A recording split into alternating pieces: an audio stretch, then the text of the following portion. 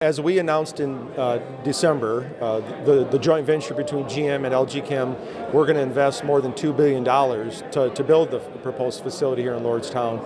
So right now we're in the process of securing a variety of permits like air permits to operate the plant, construction permits to build the plant, and then on the proposed site, about 160 acres that's near the current Lordstown motor site, part of that 160 acres has some wetlands in it.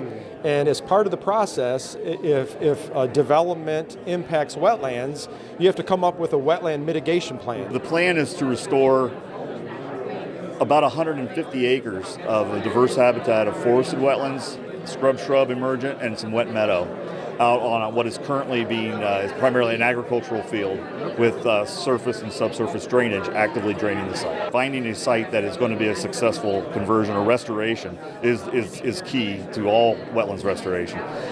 Secondly is the construction methods to disable the surface drainage and restore the hydrology of the site. Sites need three critical things. They need hydrology, and they need soils, and they need plants to be considered a wetland. Well, the soils are there. The soils are historically a hydric soil, and they were there before they started farming, but it's now drained.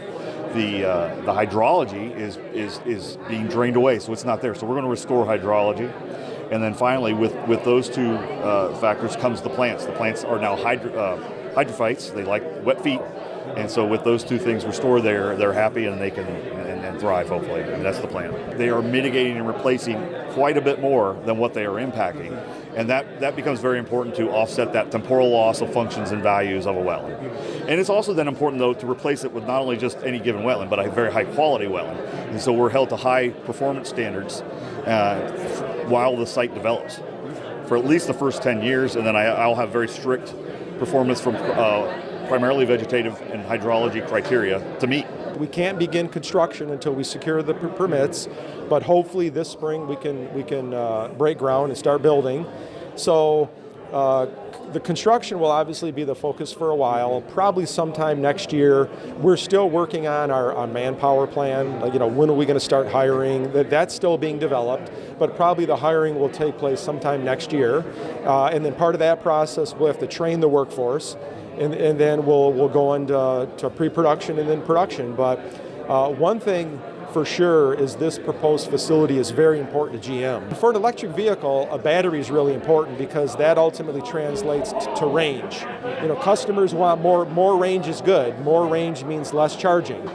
So the new battery, the Ultium battery technology we introduced yesterday, as well as we also revealed more than 10 pure EVs that we're going to bring to market between now and 2025. On top of that, the company's committed to invest more than $20 billion to bring those more than 10 EVs to market. We start with the environment. Basically, it's a clean room environment, humidity controlled, temperature controlled, so completely different than a traditional manufacturing environment.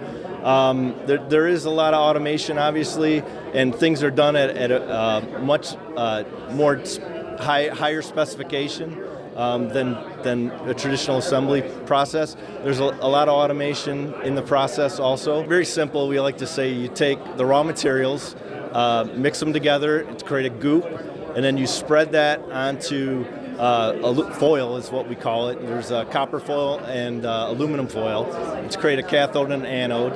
And then you basically press it on, you then bake it, and then you cut it up into sheets, and then you basically put them together with separators. You put them in a pouch, you fill the pouch with a electrolyte solution, you charge it, and you let it age for a while, and then you keep charging and discharging. Battery technology is changing constantly. Our plan is that this plant will be capable of adapting as chemicals change, technology changes. Right now, this is our cell plant to build for all of our vehicles. If this proposed facility gets approval, we build it and it gets up and running, there will be a supply community. So, not only is this potentially a good thing for the 1,100 plus employees that'll be working there, it'll be good for the community because we will have suppliers. And if you think about, the facility under roof will be more than 2 million square feet. So this is a huge facility. So if the project goes forward, you're going to have hundreds and hundreds of contractors on site building this facility. And then, we're going to be hiring people and training them to build the battery cells that are going to go in all these future EVs. BusinessJournalDaily.com 3 Minutes With is brought to you by...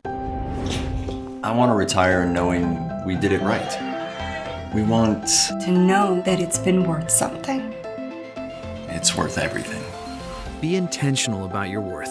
Farmers National Bank Wealth Management.